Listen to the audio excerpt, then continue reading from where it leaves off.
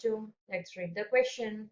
Which one of the following set of compounds correctly illustrate the law of reciprocal proportion? A option is P2O3 PH3H2O. B option is P2O5 PH3H2O. C option is N2O5 NH3H2O and D option is N2O NH3 and H2O. इस question में यहाँ से हमारा की concept क्या कहता है कि हमें आज यहाँ पर बात करनी है लॉ ऑफ रेसिप्रोकल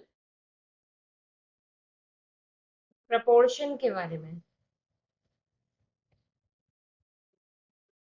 अब देखो ये लॉ क्या कहता है कि जब थ्री डिफरेंट एलिमेंट आपस में कंबाइन करके थ्री डिफरेंट बनाते हैं तो आपस में जो एलिमेंट्स जिस तरीके से कंबाइन कर रहे हैं उनके एलिमेंट्स का जो रेशियो आए थर्ड एलिमेंट्स के साथ या थर्ड मॉलिक्यूल के साथ वो एलिमेंट का रेशियो या तो सेम या फिर होल नंबर रेशियो रहना चाहिए। तो हम क्या करते हैं सारे ऑप्शन देखते हैं ट्राई करके। फर्स्ट अगर हम यहाँ बात करें P2O3 के बारे में तो फास्फोरस का यहाँ पर एटॉमिक मास होता है 31, तो दो का कितना हो जाएगा यहाँ से 62 रेशियो। ऑक्सीजन का कितना हो जाएगा यहाँ से 3 इंटू 16 से 48। तो जब आप सिंप्लीफाई करेंगे तो ये आ जाएगा यहाँ से 31 रेशियो 20। अब अगर हम यहाँ बात करें PH3 की तो इसमें फास्फोरस और हाइड्रोजन का कितना आ जाएगा 31 रेशियो 3। इसके बाद अगर हम यहाँ H2O की बात करें तो ये आ जाएगा आपका यहाँ से 2 रेशियो 16, जिसे सिंप्लीफाई करने के बाद आ जाएगा ये 1 रेशियो 8। अब आपने क्या करना है जो फास्फोरस के जो हाइड्रोजन और ऑक्सीजन है उसका रेशियो इसके हाइड्रोजन और ऑक्सीजन के रेशियो से कंपेयर करना है, ठीक है। तो हम यहाँ पर कंपेयर करके देखेंगे अगर ये रेशियो हमारा सिंपल आ गया सेम आ गया होल नंबर रेशियो आ गया तो ठीक है, अदरवाइज ये यहाँ पर रेसिप्रोकल प्रोपोर्शन को फॉलो नहीं करेगा। तो हाइड्रोजन फॉर पी और एच PH3 में कितना आया था आपका 3 और ऑक्सीजन का रेशियो कितना आया था 24 इज इक्वल टू 1 रेशियो 8।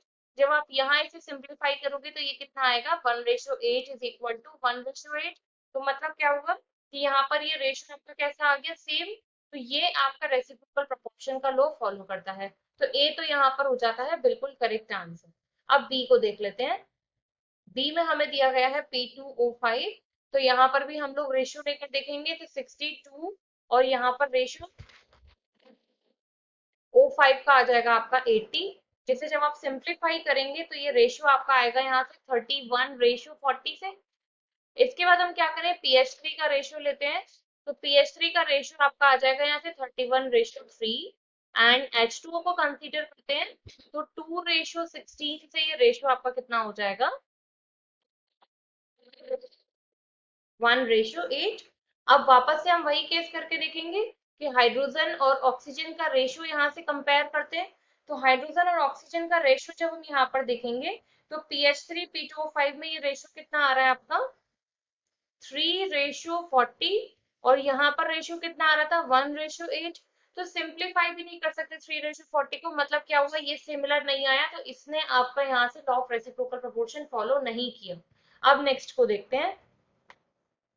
सी में हमें इसने यहाँ पर दिया हुआ है N2O5, तो यहाँ पर ये रेशियो आपका आ जाएगा 28 रेशियो 80। सिंप्लीफाई करने पर ये आ जाएगा आपका 7 रेशियो 20। फिर नेक्स्ट अगर हम यहाँ पर देख लेते हैं NH3 अमोनिया हमको दिया हुआ है तो 14 रेशियो 3 से इसको सिंप्लीफाई नहीं किया जाएगा 14 रेशियो 3 ही रह जाएगा। इसके बाद H2O कंसीडर करते हैं तो 2 रेशियो 16 से ये आ जाएगा हमारा 1 रेशियो 8। अब सबके हाइड्रोजन ऑक्सीजन को इक्वल करके देखते हैं क्योंकि थर्ड मॉलिक्यूल से।